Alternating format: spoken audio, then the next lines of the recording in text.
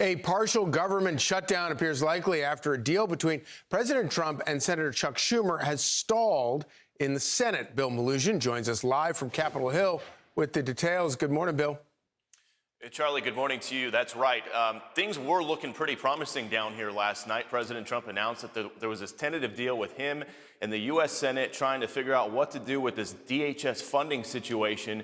The Senate negotiated into the night, but ultimately, Charlie, they left without taking any action. And it was Senator Lindsey Graham who came out and talked to reporters off camera saying he is not happy with the way these negotiations are going, saying in part, quote, "We can find out a way forward, but not this way. ICE agents are not infallible, but I appreciate what they're doing. I've never been more offended than I am right now by what's being said about these folks." So here's what's at stake here. 78% of the federal government is going to run out of funding tonight at 11:59 p.m.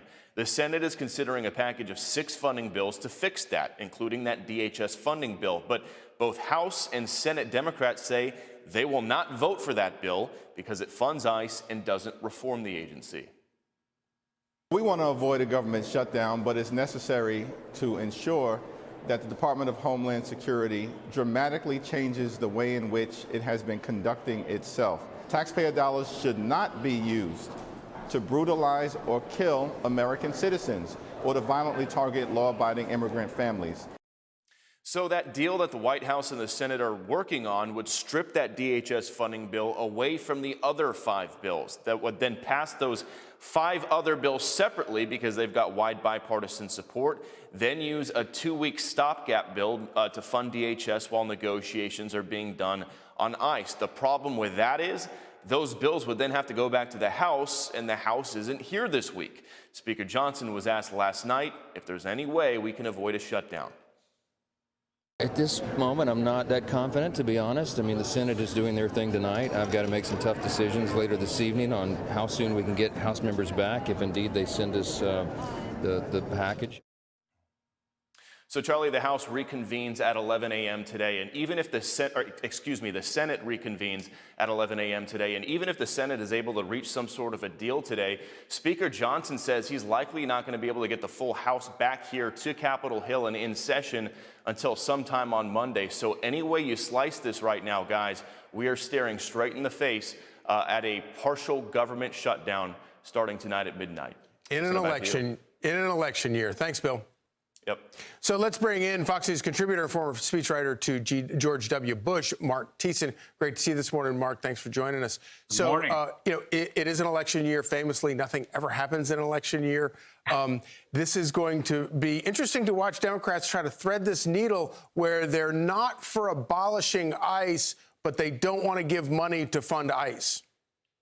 Yeah, I think the Democrats are overplaying their hand. So first of all, Americans are obviously very concerned by what happened in Minnesota. They saw 2 Americans get killed in clashes, and they don't like that. But they fundamentally support President Trump's objectives. The poll at the start of the Trump presidency has a mandate to do this. 9 in 10 Americans support deporting every single illegal alien in this country who has a criminal record of any kind. And 70% of the ICE arrests in the country have been of people who have been either convicted or charged with crimes. So President Trump is doing what the American people told him to do. And there are concerns with the execution of it in Minneapolis, and he's addressing that. But on the fundamental underlying issue, they support the president. And if Democrats, the party that unleashed the worst border crisis in American history, is going to shut down the government to stop funding for the department responsible for securing the border, that doesn't seem like good politics to me. Yeah. So I want to get to something else, but real quickly, how do you see this current fight playing out over the next 3 or 4 days? Well, I think neither side really wants a government shutdown because the Democrats know what happened last time when they shut down the government. They had to come back with their tail between their legs, and they got nothing for it, and they got a lot of bad press. And President Trump doesn't want to shut down because the last shutdown probably shaved a point or so off of economic growth, and that he wants the economy to be growing going into the midterms. So there's an incentive for both sides to get this thing done. Okay, real quick, I want to play this clip from Pennsylvania Governor Josh Shapiro calling out Larry Krasner, Philly mayor, about some of the rhetoric Democrats are using. Watch this. That kind of rhetoric is unacceptable, it is abhorrent, and it is wrong. period, hard stop, end of sentence. I think what we need, and I've called for this in Minnesota, and I practice this in Pennsylvania, is we need to bring down the rhetoric, bring down the temperature, and create calm in the community. So this split is going to be very difficult for Democrats for the remaining 5 months, 6 months of this before the election.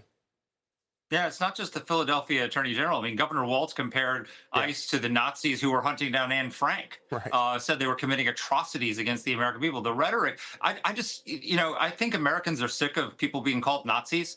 Yeah. These are patriotic Americans who love their country, who have families, who are trying to get criminals, rapists, murderers, child sex abusers off the streets and deported out of the country. 9 in 10 Americans support doing that. So I think this overheated. The Democrats always take it just one step too far, and I think they're doing that here. Yes, indeed. Marc Thiessen, thank you so much. Great to see you. Thank you.